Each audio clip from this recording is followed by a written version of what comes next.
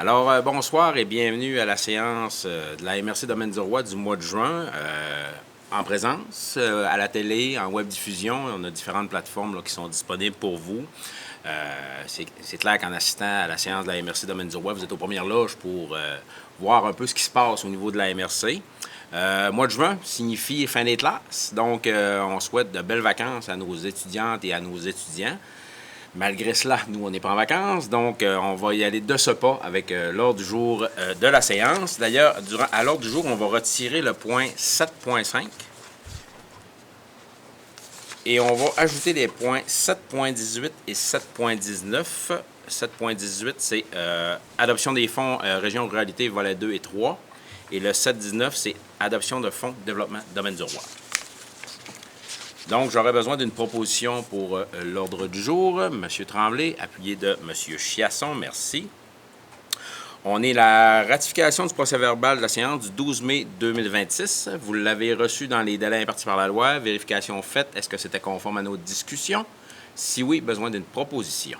M. Dubois, M. Pagé, merci. On dépose en 4 le résumé de la correspondance. Et en 5, acceptation des comptes et engagements. M. Gagnon en 5.1. Oui, donc vous avez reçu la liste des comptes à payer qui totalise pour le fonds MRC 8 769,59 TPI 979,35 villégiature 279,61 qui donne un grand total de 10 028,55 Également, vous avez reçu là, la liste des rapports des dépenses engagées en vertu du règlement de délégation qui totalise pour le fonds MRC 82 953,87 TNO 1839,60 villégiature 2 926,34 TPI 147,15 pour un total de 87 866,96 Questions, commentaires, propositions. M. Villeneuve, appuyé de Mme Brassard, merci. On est rendu à notre endroit fatidique de la soirée, qui est l'approbation de nos états financiers de 2025. M. Jean-Michel Ouellet de la firme de Mallette va nous faire la présentation du premier 5.2, approbation des états financiers de la MRC Domaine du Roi. Ensuite, nous aurons 5.3, approbation des états financiers du TNO. Donc, M. Ouellet, je vous cède la parole. Bonjour tout le monde. Si on regarde dans le fond, là, au niveau là, du rapport de l'auditeur, qu'est-ce qu'on dit ici? C'est qu'on a émis un rapport d'audit sur les états financiers. On a une petite réserve au rapport au niveau des obligations liées à la mise hors service des immobilisations. La réserve l'année prochaine va disparaître. Là. On avait juste manqué juste une petite affaire au niveau pour terminer les états financiers pour 2025. Si on regarde là, au niveau là, du sommaire là, de l'information financière consolidée, ce qu'on va venir présenter, dans le fond, c'est la troisième colonne à partir de la gauche là, au niveau là, de l'administration municipale. Si on regarde, dans le fond, au niveau des revenus, là, 20 042 000, on a les revenus d'investissement, 4 857 000. Total des revenus pour 2025, là, 24 900 000. Charges, là, 21 417 000. Qui amène là, la MRC avec un excédent là, lié aux activités là, de 3 482 000. On vient soustraire là, les revenus d'investissement là, de 4 854 000. Fait qu'on tombe avec un déficit là, de fonctionnement là, de l'exercice avant conciliation à des fins fiscales là, de 1 375 000. Au niveau des éléments de conciliation à des fins fiscales, amortissement des immobilisations corporelles qu'on vient ajouter là, 708 000. On a le financement là, de la dette à long terme. Là, au niveau des paiements, là, on parle de 1 485 000. Au niveau des affectations, là, des activités d'investissement là, pour 24 000 qu'on vient soustraire. On a des excédents accumulés qu'on vient ajouter là, pour 701 000. Puis on a les autres éléments de conciliation là, pour 3 679 000. Ce qui amène nos éléments là, de conciliation des fins fiscales là, à 3 578 000. Ce qui amène la MRC là, avec un excédent là, au 31 décembre 2025 là, de 2 203 000 pour l'année. Si on regarde dans le fond au niveau là, du sommaire là, de la situation financière, au niveau des actifs financiers, on va regarder aussi là, la deuxième colonne à partir de la gauche, qui est vraiment là, la partie administration municipale. Au niveau des actifs financiers, là, trésorerie équivalent de trésorerie, là, 16 621 000. On a les débiteurs qui sont les montants à recevoir là, pour 8 147 000. On a les prêts, 745 000. On a les placements là, de portefeuille là, pour 24 537 000. Les autres actifs financiers pour 5 504 000. Total des actifs financiers, là, 55 557 000. Au niveau des passifs, il y avait l'emprunt, les emprunts temporaires là, pour 1 050 000. On a les créditeurs et charges à payer là, pour 2 453 000. Revenus reportés, là, 9 346 000. Dette à long terme, là, 24 168 000. Avec le total des passifs, là, 37 18 000. Total là, des actifs là, financiers nets, 18 538 000. On a les actifs là, non financiers pour les immobilisations corporelles, là, 19 386 000. On a les autres pour 58 000. Ce qui amène le total là, des actifs là, non financiers là, à 19 445 000. Au niveau des excédents là, accumulés, là, on a l'excédent là, de fonctionnement non affecté là, pour presque 700 000. On a les excédents de fonctionnement affectés là, pour 3 943 000. On a les réserves là, financières, là, les fonds réservés là, pour 4 980 000. On a les dépenses là, constatées à taxer pour 3 554 000. Et on a, dans le fond, les investissements nets en immobilisation là, pour 31 914 000. Fait que le total là, des excédents accumulés, là, 37 984 000. Ce qui est important pour vous, dans le fond, là, c'est la partie là, non affectée, là, qui est le bas de laine, là, qui est autour là, de 700 000 là, au 31 décembre 2025. Peut-être une petite précision, M. Ouellet, par rapport à la dette à long terme sur le 24 millions, là, qui est constituée essentiellement là, des dettes là, sur les mini-centrales hydroélectriques qu'on a, là, à peu près à 90 %, c'est à peu près ça? C'est en plein ça. Parfait. Effectivement, c'est un investissement. Là, c'est pas, c'est de la bonne dette. Oui.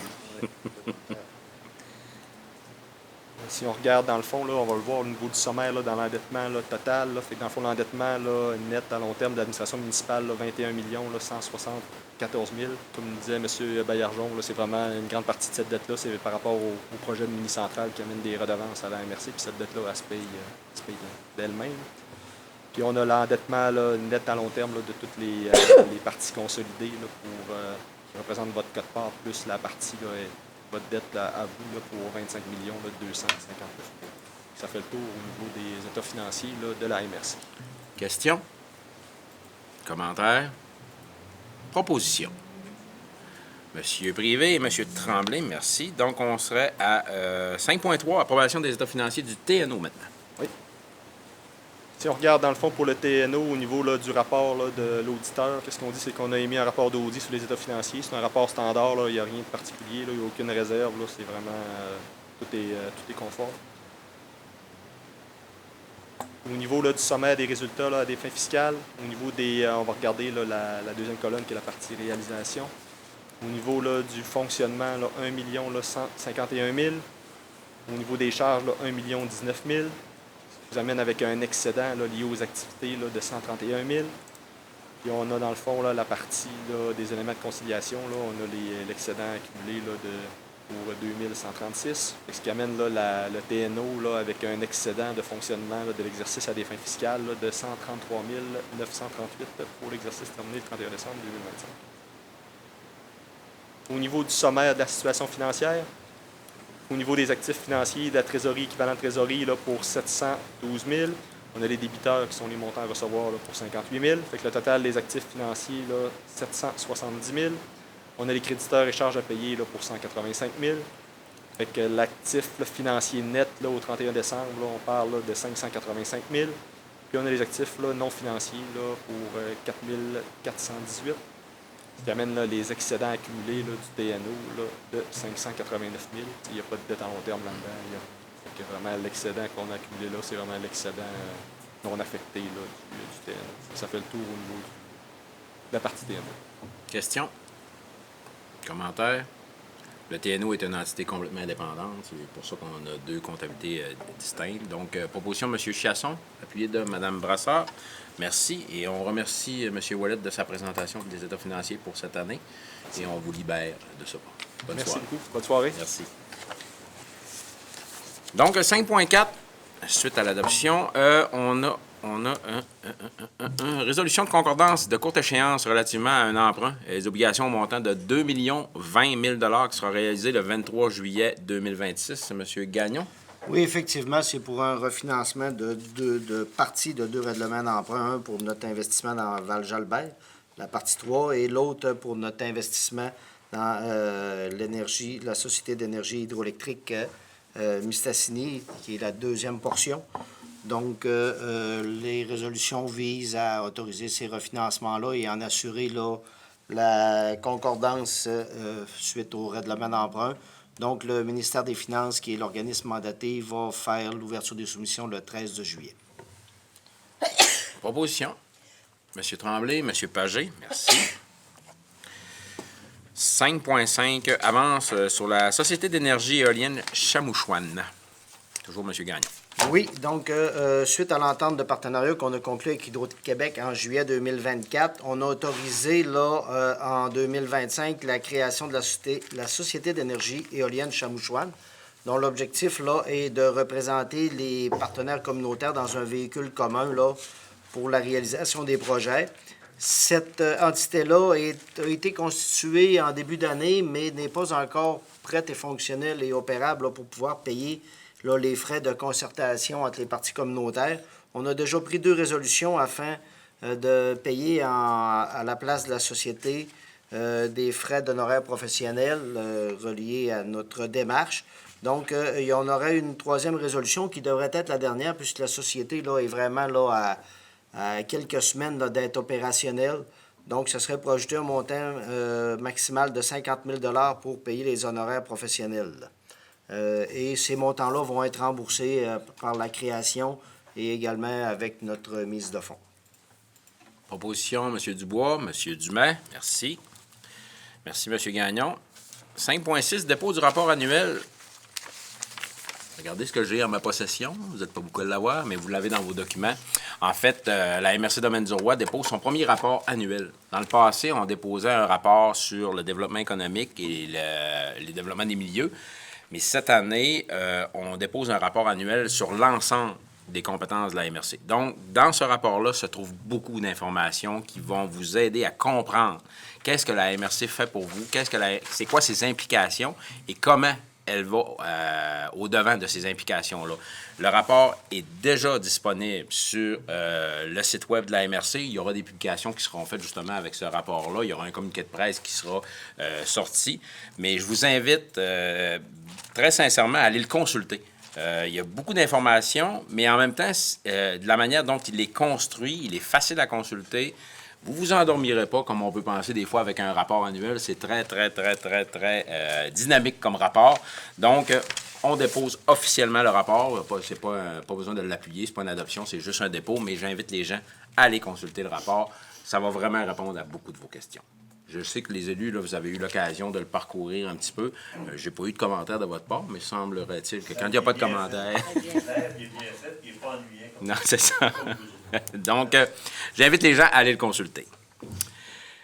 Aménagement du territoire, en 6.1.1, adoption du règlement 325-2025, modifiant le schéma d'aménagement et de développement révisé. M. Bouchard? Oui, donc en décembre dernier, là, le Conseil avait adopté le projet de règlement 325-2025 qui modifie le schéma d'aménagement. En fait, là, c'est pour permettre là, la réalisation du nouveau développement résidentiel dans la municipalité de Saint-Prime. Donc, le projet de règlement avait été transmis au MAMACH. On a reçu au début du printemps là, l'avis du gouvernement qui était défavorable par rapport à notre projet de règlement, qu'on a retravaillé et qu'on vous soumet ce soir là, pour adoption et transmission au ministère. Donc, le ministère aura 45 jours pour répondre là, ou formuler son avis sur notre projet de règlement. Donc, ce soir, là, vous pourriez adopter le règlement et autoriser sa transmission au ministre des Affaires municipales. Question. Commentaire. Proposition. M. Chiasson, appuyé de M. Boily. 6.1.2. Adoption du règlement 326-2025 maintenant. Oui, donc l'historique du règlement 326-2025 est le même que le précédent. Dans ce cas-ci, là, c'est un règlement qui modifie le schéma d'aménagement pour permettre l'agrandissement du site industriel de Domtar du côté de Saint-Prime toujours. Donc, également, là, suite à la transmission du projet de règlement, on avait reçu un avis défavorable, encore une fois, du ministère des Affaires municipales et de l'Habitation. On a retravaillé le projet de règlement là, pour répondre à certaines interrogations que le ministère nous avait transmises. Donc, ce soir, on vous soumet le règlement pour adoption et également là, pour transmission au ministre. Donc, vous pourriez là, adopter le règlement. Question. Commentaire. Proposition. M. Privé, M. Pagé, merci. 6.1.3, adoption du règlement maintenant 327-2025. Oui, donc c'était le troisième projet de règlement de modification du schéma d'aménagement. Dans ce cas-ci, là, on venait modifier plusieurs dispositions mineures à l'intérieur du document de 2015.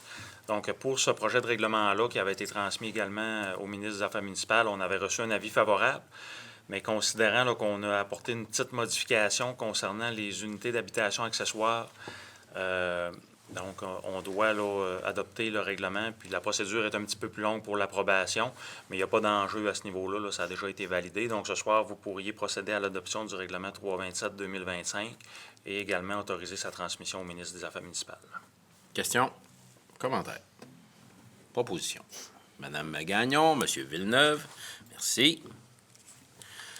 En 6.1.4, approbation des règlements 2605, 2606, 2607, 2608, la municipalité de Saint-André. Oui, donc la municipalité de Saint-André nous a transmis le 3 juin dernier 4 règlements dont les numéros viennent de vous être mentionnés. Dans un premier cas, ça modifie le plan d'urbanisme pour modifier l'affectation de l'ancienne église. Le 06 vient modifier le règlement de zonage pour abroger la zone 4P et créer la zone 9R et apporter diverses bonifications au règlement de zonage de la municipalité. Le 07, on vient modifier le plan d'urbanisme pour modifier les limites du périmètre d'urbanisation dans le secteur de l'école. Et le 08, par concordance, là, on vient modifier le règlement de zonage. Donc, pour les 4 règlements, après analyse, c'est conforme et on vous recommande de les approuver. Questions? Commentaires? Propositions? Mme Bérère et M. Dumais. 6.2.1 maintenant, on est en Véloroute des Bleuets, autorisation de paiement sur la réfection d'une traverse de voie ferrée du Canadien national à Métabetchouan. Oui, donc l'été dernier, là, le CN a procédé à des travaux majeurs de réfection d'une traverse de voie ferrée qui est utilisée par la Véloroute sur le territoire de Métabetchouan-Lac-à-la-Croix. Donc, suite à ces travaux-là, le CN réclame un montant de 26 166,88 taxes incluses à la municipalité. Donc, la ville de Métabetchouan nous a transmis, en tant qu'MRC mandataire, là, une demande pour qu'on assume les coûts. C'est un dossier qui a été soumis au comité intermunicipal de la Véloroute et qui a été recommandé là, favorablement lors de la rencontre du 25 février. Donc, ce soir, là, vous pourriez autoriser le remboursement des frais demandés à la municipalité de Métabetchouan-Lac-à-la-Croix. Questions? Commentaires? Propositions? M. Dubois, Mme Gagnon. Merci. D'ailleurs, on invite les gens à l'ouverture officielle de la Véloroute des Bleuets, Mme Bérère, le 11 juin, du côté de Péribonka, c'est ça? Ce jeudi 11 juin à Péribonka. À Péribonka, on invite les gens. Péribonka. Parfait. Bienvenue. Oui. Merci. Donc, dossier d'hiver en 6.3.1, reconnaissance de l'organisme Un lac pour tous. M. Bouchard. Oui, donc suite à la dernière rencontre du Conseil de gestion durable du lac Saint-Jean, les membres ont convenu de l'importance là, de formaliser la contribution à l'organisme dans le cadre du processus de renouvellement du décret là, en lien avec le programme de stabilisation des berges du lac Saint-Jean, qui va maintenant s'appeler le programme de gestion de l'érosion des plages et des berges du lac Saint-Jean. Donc, dans ce contexte, il a été proposé de produire un projet de résolution là, qui vous est soumis ce soir pour que, dans le cadre là, des procédures, il y ait une reconnaissance pour un lac pour tous. Donc, ce soir, là, vous pourriez adopter le projet de résolution qui vous est soumis pour qu'un lac pour tous soit officiellement reconnu comme comité consultatif, dans le cadre du renouvellement du décret. Il est non décisionnel, mais consultatif. C'est Exactement. important de le préciser. Proposition? Mme Brassard, M. Pagé. 6.3.2, maintien et rétablissement du réseau rivière au Saguenay-Lac-Saint-Jean. Oui, donc dernièrement, là, le ministère de l'Environnement annonçait la suspension du réseau rivière qui a été mis en place en 1979, qui vise à caractériser la qualité de l'eau de rivière avec différents paramètres physico-chimiques et bactériologiques, dresser un portrait des bassins versants et en suivre l'évolution dans le temps. Donc, ça permet l'acquisition de données qui sont fiables, continues et comparables, qui sont essentielles à la compréhension de la gestion des ressources en eau. Il y a 18 stations dans la région du Saguenay-Lac-Saint-Jean. Il y en a seulement 2 qui seraient maintenues en activité en 2026, qui ferait en sorte là, d'entraîner une perte significative de données publiques sur la qualité de l'eau. Donc, étant donné là, que c'est quand même un enjeu qui nous préoccupe, qu'on a adopté en 2023 un plan régional des milieux humides et hydriques, il est proposé d'adresser une demande au ministère de l'Environnement, de la lutte au changement climatique, de la faune et des parcs pour rétablir et maintenir l'ensemble des stations du réseau rivière dans la région, puis d'assurer un financement stable, prévisible et à long terme du programme de suivi de la qualité de l'eau. Proposition. Madame Bérère, appuyée de Monsieur Pagé. Merci. Développement territorial et socio-économique, adoption de projets dans le Fonds Région et Ruralité, volet 2, le MADA. Madame Brassard? Oui, dans le Fonds Région Ruralité, volet 2, les recommandations du comité d'analyse qui proviennent de la table de concertation des aînés recommandent les 2 projets suivants. Racine et voisins, la fête qui nous unit, la Corporation du développement des loisirs de Saint-François-de-Sales, une demande de 2 500 $. Le deuxième projet, soutien financier, 50 fois plus en forme pour l'achat de matériel d'exercice adapté aux aînés. C'est un projet du service de qualité de vie de la Dorée qui demande 1 323 $, qui est recommandé au Conseil de la MRC, qui pourrait accepter ces 2 projets. Questions et commentaires? Proposition, M. Chiasson, appuyé de M. Dumais. Merci. En 7.2, adoption, approbation des projets dans le Fonds Horizon Bioéconomie. Toujours, Mme Brassard. Oui, lors de la dernière rencontre du comité Signature Innovation qui s'est tenue le 1er juin, il y a 4 nouveaux projets qui ont été présentés. Tous les projets sont recommandés positivement. Un projet d'étude de firme externe pour un montant de 37 750 $, de l'équipement d'usine pour un montant de 50 000 $, la recherche et développement au montant de 50 000 $, un projet de récupération pour un montant de 12 000 $. Ce sont des projets d'entreprises non nominatives, étant donné que ce sont des entreprises privées. Le Conseil pourrait accepter de suivre les recommandations pour une aide financière de 149 000 $ et 750 à même les sommes du Fonds Bioéconomie. Questions, commentaires, propositions. M. Villeneuve et Mme Bérère, merci. Je m'excuse, j'ai dit 149 000 et 750, c'est bien que 149 750. Je me rends compte que ça a mal été mentionné. Parfait. En 7.3, l'avenant 1, la convention de subvention des réseaux AXA-PME. Oui, c'est tel qu'annoncé au cours des derniers mois par le ministère de l'Économie et de l'Innovation. Le financement annuel du réseau Accès PME au montant de 215 000 pour les exercices financiers 26-27 et 27-28 est prolongé. Un avenant modifiant la convention de subvention est proposé. Le préfet pourrait être autorisé à signer le dit avenant.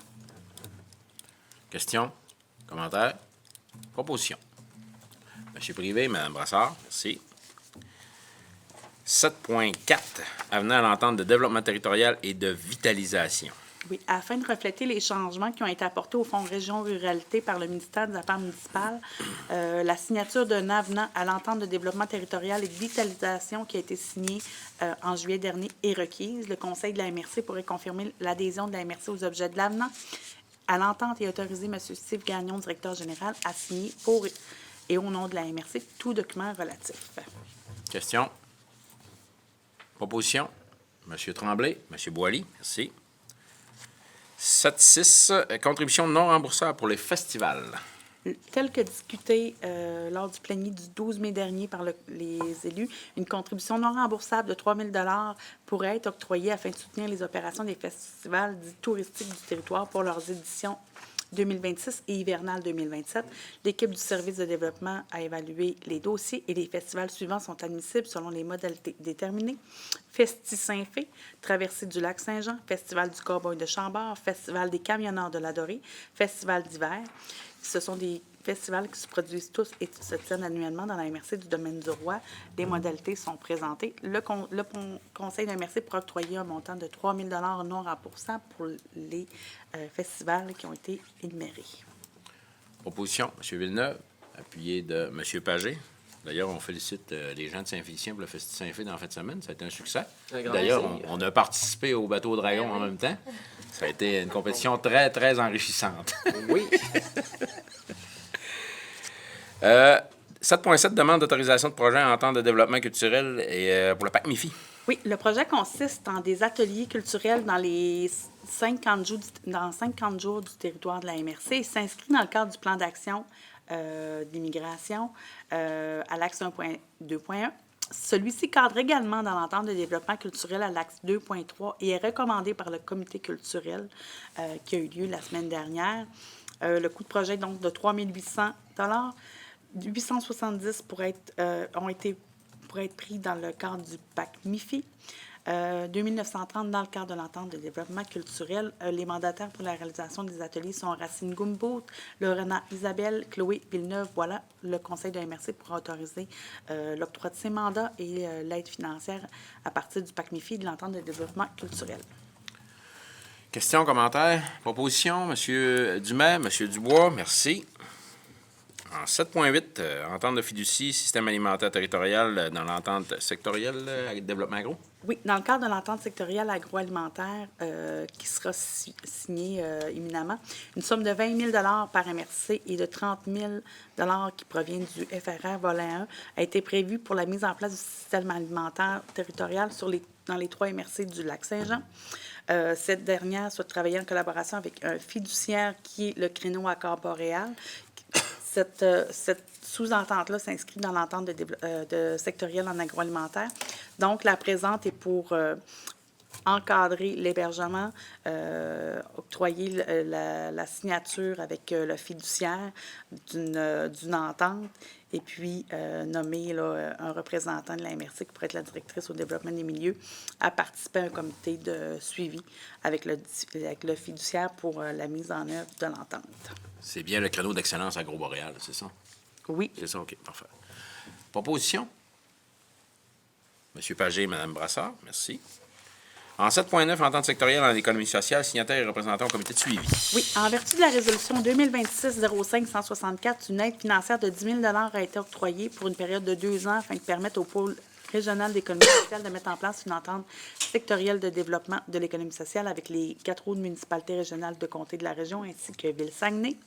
Le Conseil pourrait autoriser le préfet à signer au nom de la MRC tous les documents relatifs à l'entente sectorielle de développement et désigner la directrice au développement des milieux comme représentante de la MRC au comité de gestion de l'entente.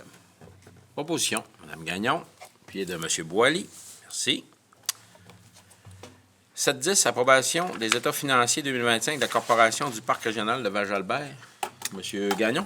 Oui, en fait, les états financiers, l'Assemblée générale annuelle de la Corporation du Parc régional de Val-Jalbert a eu lieu là, le 12 mai dernier. Donc, en vertu là, de la convention d'amphithéose avec la MRC et la Corporation, la MRC là, doit approuver les états financiers de l'exercice terminé le 31 décembre 2025. Proposition, M. Dubois, M. Villeneuve, merci. 7.11, nomination aux corporations du Parc régional de Val-Jalbert, toujours. Oui, toujours en vertu des règlements généraux de la Corporation, le Conseil de la MRC doit renouveler le mandat de 2 membres, 2 personnes. Ça se fait via les membres fondateurs qui sont M. Yannick Baillargeon et M. Luc Chiasson. Donc, il serait recommandé de renouveler le mandat de Mme Jacinthe Brassard et de Mme Marie-Lou Desbiens au CA de la Corporation. Proposition, M. Villeneuve, appuyé de M. Tremblay, merci. 7.12, remerciements au président sortant de la Corporation de Val-Jalbert maintenant. 7.12, je te laisse y aller. Oui, je peux y aller. Enfin, là, M. Yann Lapierre, actuel président, qui était président là, de la Corporation du Parc régional de Val-Jalbert, a annoncé là, la terminaison de son mandat. Et suite là, à son implication au cours des dernières années à la présidence et antérieurement au conseil d'administration, si le conseil de la MRC est favorable, vous pourriez adopter une résolution pour le remercier. Remercier de ses loyaux services. Mme Bérère, M. Dubois, M. Villeneuve, M. Chiasson, il y en a beaucoup. Choisissez. Pouvez-vous nous en nommer M. Bérère? Il y avait M. Villeneuve et Mme Bérère. Merci. Merci à M. Lapierre de son implication. 7.13, dépôt du rapport à la répartition annuelle des enveloppes locales sur les fonds des redevances hydroélectriques. Oui, enfin, il s'agit principalement d'un dépôt du rapport annuel 2025 de l'utilisation du Fonds de développement hydroélectrique, le tout conformément à l'article 7 du règlement 244-2016. Et accessoirement, là, on va transmettre l'information sur la répartition annuelle là, des enveloppes là, du fonds pour l'année 2026 auprès de nos municipalités locales. Proposition. M. Boutin, appuyé de M. Dumais. C'est un dépôt. C'est un dépôt, oui, c'est vrai. Désolé, je n'avais pas besoin de proposition. 7.14, implantation d'une unité de réservistes des Forces armées canadiennes, ville de Saint-Félicien. Résolution d'appui. Oui, je vous laisse aller. En fait, c'est une demande de la ville de Saint-Félicien afin d'appuyer là, son projet d'implanter une unité de réservistes là, des Forces armées canadiennes à Saint-Félicien. Donc, si le Conseil est favorable, on pourrait appuyer cette démarche-là et reconnaître l'importance stratégique de ce projet pour le développement socio-économique du Lac-Saint-Jean et pour le recrutement des Forces armées. Je ne sais pas si monsieur le maire de Saint-Félicien avait d'autres choses à ajouter. Non, essentiellement, ça résume très bien le projet. Comme on dit, on a rencontré le cabinet du ministère de la Défense. Maintenant, on est en attente pour la suite des choses. Puis, bien entendu, c'est un projet qui est porteur non seulement pour Saint-Félicien, mais également l'ensemble du Haut-du-Lac-Saint-Jean pour les opportunités que ça offre à nos jeunes, de les retenir, un bon emploi bien rémunéré, mais surtout une acquisition de compétences qui sont très utiles pour le futur. Donc, en espérant que la suite des choses soit positive et que les oreilles soient bien ouvertes pour qu'on puisse accueillir avec grand plaisir ce projet qui, oui, pour Saint-Félicien, mais on a également des avantages stratégiques, entre autres avec l'aéroport de Roberval, notre aérodrome également.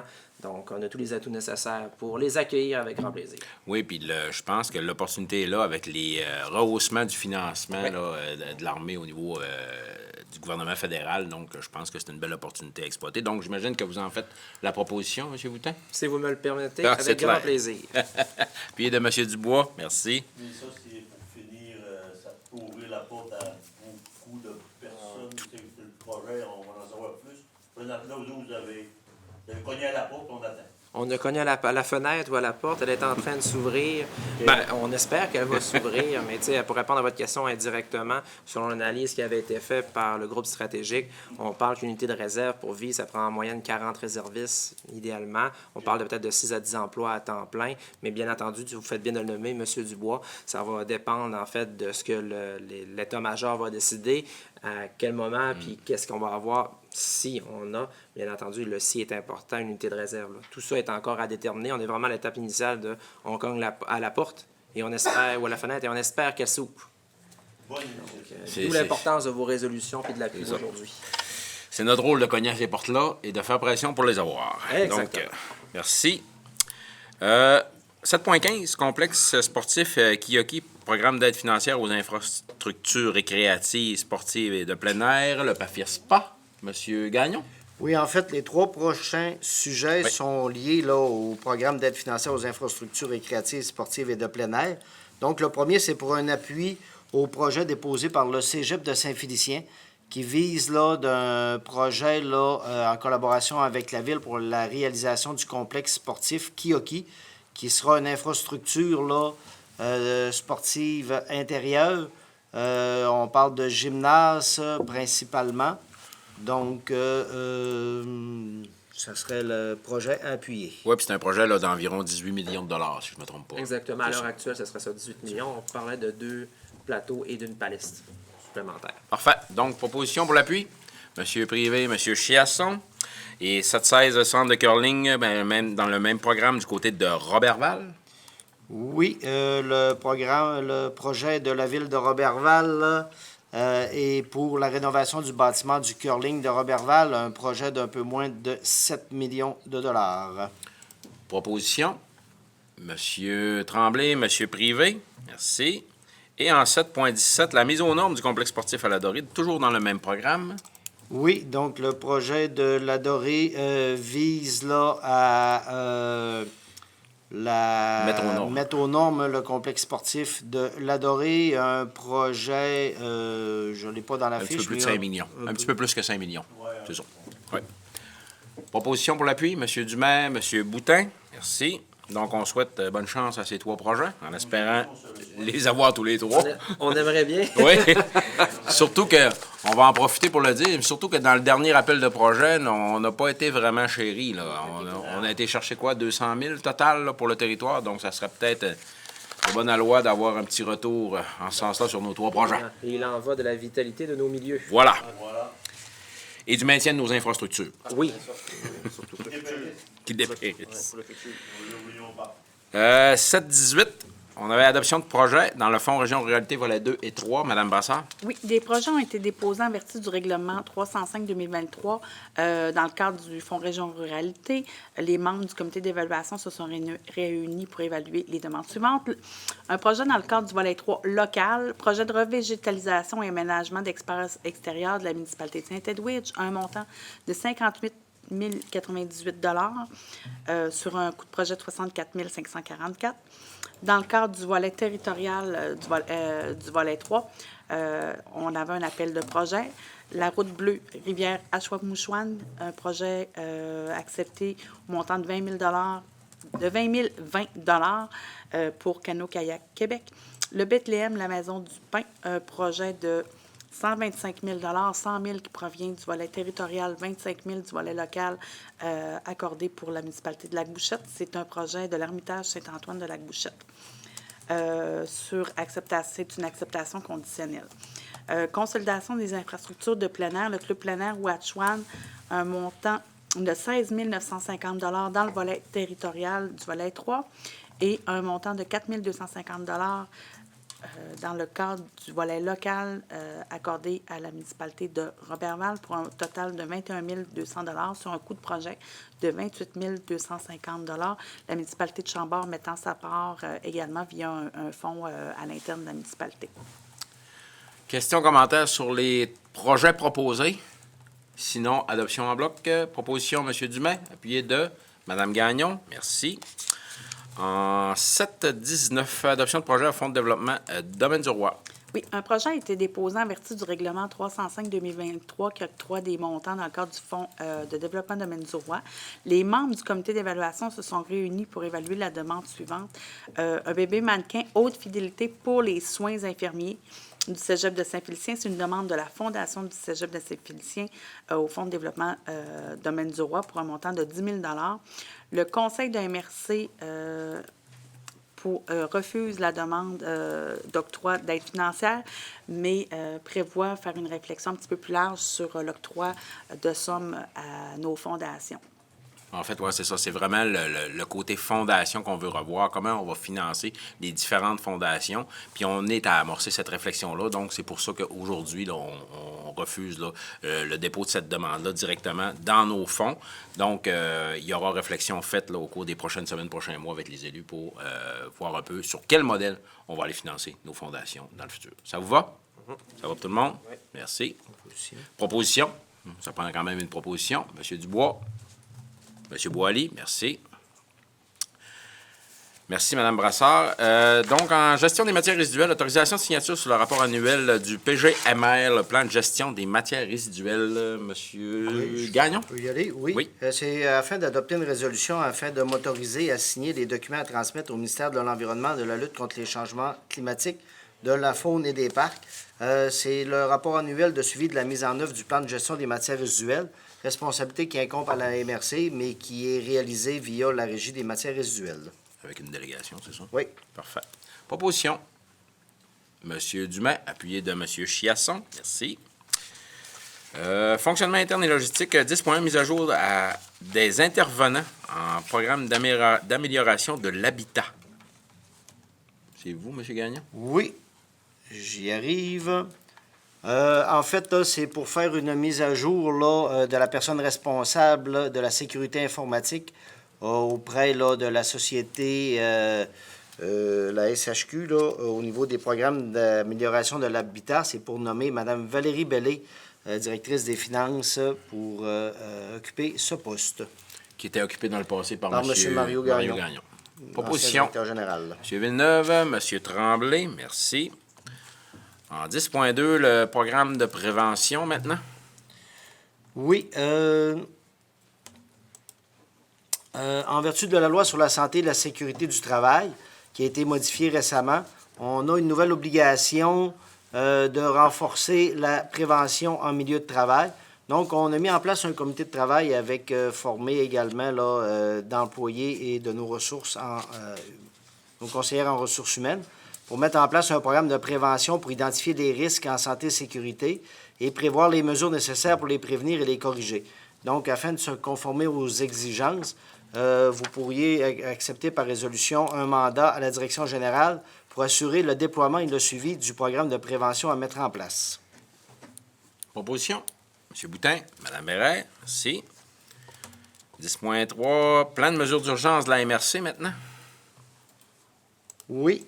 Le plan des mesures d'urgence de la MRC date de plusieurs années et on est en train d'y apporter des modifications afin de le mettre aux normes, notamment en raison de l'aménagement des bureaux qu'on a fait au cours des dernières années et qu'on est en train de faire en ce moment. Donc, ce serait pour mandater la direction pour assurer le déploiement et le suivi du plan des mesures d'urgence, lequel a été mis à jour par les personnes désignées. Proposition. M. Tremblay, M. Pagé, merci. En 10.4, on est au protocole d'entente sur l'utilisation du réseau de fibre optique de la MRC. M. Gagnon, toujours. Oui, on a conclu là, en 2016 un protocole avec la firme DTEC pour l'utilisation d'une fibre optique non allumée sur certains segments de notre réseau de fibre optique qui couvre l'ensemble de notre territoire pour desservir nos municipalités. Ça visait là, à desservir la Sopfeu et le centre médical du lac puisque aucun fournisseur standard ne pouvait les desservir. On a eu une demande récemment de groupe DTEC pour effectuer des modifications au protocole d'entente intervenu pour ajouter le camping Mont-Plaisant, qui ne peut être desservi de façon conventionnelle, et pour retirer le centre médical du lac, puisqu'il peut maintenant être desservi là, par un fournisseur standard. Donc, ce qu'on vous propose, c'est de conclure un nouveau protocole d'entente d'une durée de 5 ans, renouvelable par période additionnelle de 5 ans, avec un coût d'utilisation de la fibre à 15 cents du mètre par brin, et pour inclure là, la Sopfeu pour un tarif actuel de 195,60 et le camping Mont-Plaisant pour 202,80 par mois. Le tout sera indexé et révisé en fonction des coûts et des modalités du contrat intervenu. Proposition Mme Brassard, appuyée de M. Dumais.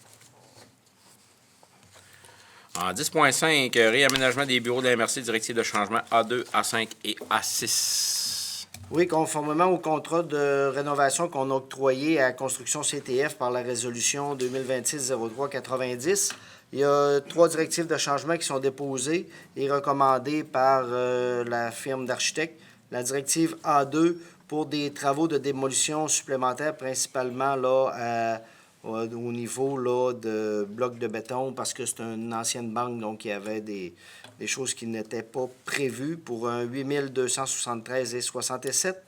La directive A5 pour des modifications à des quincailleries de porte pour 992,14. Et la dernière A6 pour des modifications de cadres de porte pour répondre aux normes de protection incendie pour un montant de 668,10. Pour un grand total de 9 933,91 plus les taxes applicables et le règlement qui a décrété les travaux a des sommes disponibles pour absorber ces directives supplémentaires. On est encore dans les prévisions budgétaires qu'on s'était fixées. Tout à fait. Parfait. Proposition, M. Villeneuve, M. Dubois, merci. Dans ce même projet, le réaménagement des bureaux, le décompte progressif numéro 3 en 10.6. Oui, sur recommandation de la firme Gosselin-Fortin Architectes, il est recommandé d'autoriser le paiement du décompte progressif numéro 3 en date du 31 mai pour un montant de 93 260,44 taxes incluses et retenues contractuelles de 10 incluses également. Proposition. M. Boily, Mme Brassard, merci. En 10.7, travaux préliminaires, bâtiment de la MRC, de la libération de la retenue maintenant. Oui, dans le cadre des travaux préliminaires de réaménagement des bureaux qui avaient été octroyés par la résolution 2026-01-27 à Construction Tanguay-Bodon, il est recommandé de libérer la retenue de 12 180,89 plus les taxes applicables puisque tous les travaux ont été complétés conformément et qu'il y a eu une acceptation finale des travaux. Proposition, M. Dumais, appuyé de M. Pagé. On est à 17, période de questions. Est-ce qu'il y a des questions? Pas de questions. Peut-être juste en conclusion, là, je remercie les citoyens qui ont participé. La citoyenne qui a participé à notre rencontre de la MRC, bienvenue. Merci d'être venu. Ceux qui sont en web diffusion, à la télé. D'ailleurs, je vous rappelle, rapport annuel, allez le consulter, il est disponible sur notre site web. Et sur ce, on se revoit le 14 juillet Même heure, même poste, et je vous souhaite un bon mois de mai. Juin, c'est vrai, juin. Donc, proposition pour la levée. Monsieur Dumais, merci.